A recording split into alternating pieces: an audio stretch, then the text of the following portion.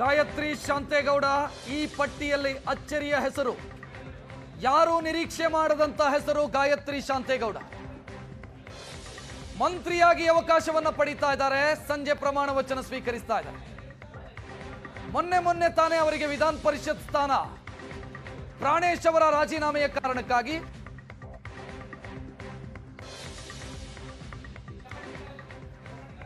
ಗಾಯತ್ರಿ ಶಾಂತೇಗೌಡ ಅವರಿಗೆ at a time 2 ಹುದ್ದೆ. 2-3 ವರ್ಷಗಳ ನಿರಂತರ ಹೋರಾಟವನ್ನು ಕೋರ್ಟಲ್ಲಿ ಮಾಡಿದ್ರು. ಇದನ್ನ ಅದೃಷ್ಟ ಅನ್ಬೇಕು ಅಥವಾ ಅವಕಾಶ ಅನ್ಬೇಕೋ ಗೊತ್ತಿಲ್ಲ. ಇನ್ನೋರು ಶಾಸಕರಾಗಿ ಪ್ರಮಾಣ ವಚನವನ್ನು ಸ್ವೀಕಾರ ಮಾಡಿಲ್ಲ. ಇವತ್ತು ಸಂಜೆ 4 ಗಂಟೆಗೆ ನೇರವಾಗಿ ಮಂತ್ರಿಯಾಗಿ ಪ್ರಮಾಣ ವಚನವನ್ನು ಸ್ವೀಕಾರ ಮಾಡ್ತಾರೆ. ಅವರು ನಮ್ಮ ಜೊತೆ ಇದ್ದಾರೆ. ಮೇಡಮ್, ಹೇಳಿ, ಹೇಗೆ ಏನು ಈ ಒಂದು ಬೆಳವಣಿಗೆಯನ್ನು ಅಥವಾ ಸಿಕ್ಕಂತ ಅವಕಾಶವನ್ನ ಹೇಗೆ ಎಕ್ಸ್ಪ್ಲೈನ್ ಮಾಡ್ತೀರಿ? ಆಕಸ್ಮಿಕ ಮತ್ತು ನನಗೂ ಆಶ್ಚರ್ಯ. ನನ್ನ ಹೆಸರು ಇವತ್ತು ಫೈನಲ್ ಪಟ್ಟಿನಲ್ಲಿ ಬಂದಿದೆ ಅಂತ ನನಗೆ ಹಲವಾರು ಜನ ನಿಮ್ಮ ಮೀಡಿಯಾ ಇದನ್ನ ನೋಡಿ, ಟಿವಿನಲ್ಲೆಲ್ಲ ನೋಡಿ ನಂಗೆ ಫೋನ್ ಮಾಡ್ತಾ ಇದ್ದಾರೆ. ಕನ್ಫರ್ಮ್ ಅಂತ ಕೆಲವರು ಹೇಳ್ತಾ ಇದ್ದಾರೆ.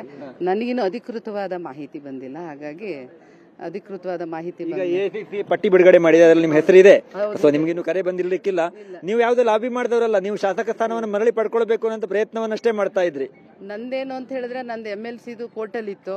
ನಾನು ಅದ್ರ ಕಡೆನೆ ದೃಷ್ಟಿ ಇಟ್ಟಿದೆ. ನಾನು ಒಂದು ಸಲನೂ ಡೆಲ್ಲಿಗೂ ಸಹ ಹೋಗಿಲ್ಲ. ಅದು ಅದೃಷ್ಟ ಅಂತಾನೆ ಹೇಳ್ಬೋದು ಇವತ್ತು ನನಗೆ ಬಂದಿರೋ ಅಂಥದ್ದು. ಅದಕ್ಕೆ ನಾನು ಏನ್ ಹೇಳ್ಬೇಕು ಅಂತ ನಂಗೆ ಗೊತ್ತಾಗ್ತಾ ಇಲ್ಲ. ಆಕ್ಚುಲಿ ಶಾಸಕರ ಸ್ಥಾನಕ್ಕೆ ಪ್ರಮಾಣ ವಚನ ಸ್ವೀಕಾರ ಮಾಡಕ್ ಬಂದಿದ್ರಿ ಅಲ್ವಾ? ಹೌದು, ಇವತ್ತು ಪ್ರಮಾಣ ವಚನ ಸ್ವೀಕಾರ ಮಾಡಬೇಕು ಅಂತ. ಅದೇನೋ ಸ್ವಲ್ಪ ಕೆಲವು 2 ದಿವಸ ಮುಂದೆ ತಗೊಳ್ಳೋಣ ಅಂತ ನಾನು ಅನ್ಕೊಂಡಿದ್ದೆ.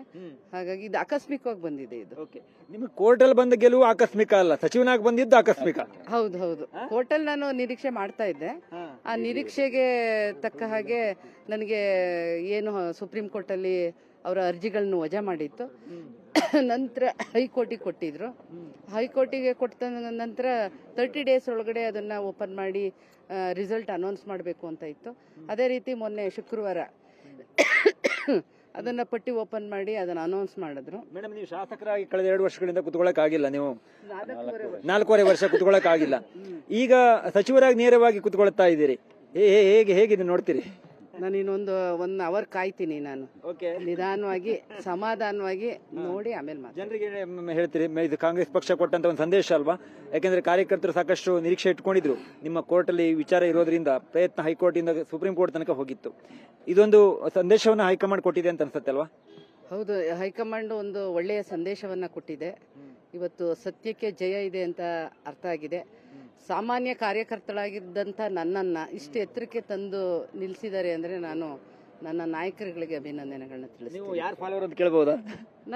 ನನ್ನ ಕಾಂಗ್ರೆಸ್ ಪಾರ್ಟಿ, ನನ್ನ ಕಾಂಗ್ರೆಸ್ಸಿನ ಕಟ್ಟ ಕಾರ್ಯಕರ್ತೆ ನಾನು.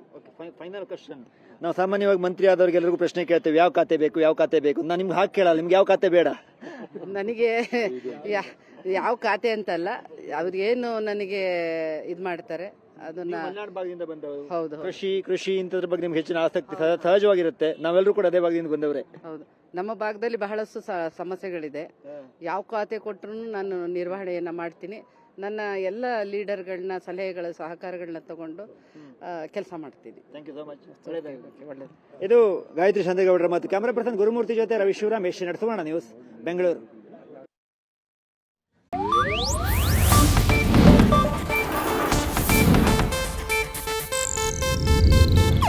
ಇದು ಏಷ್ಯಾನೆಟ್ ನ್ಯೂಸ್ ನೆಟ್ವರ್ಕ್ ಪ್ರಸ್ತುತಿ.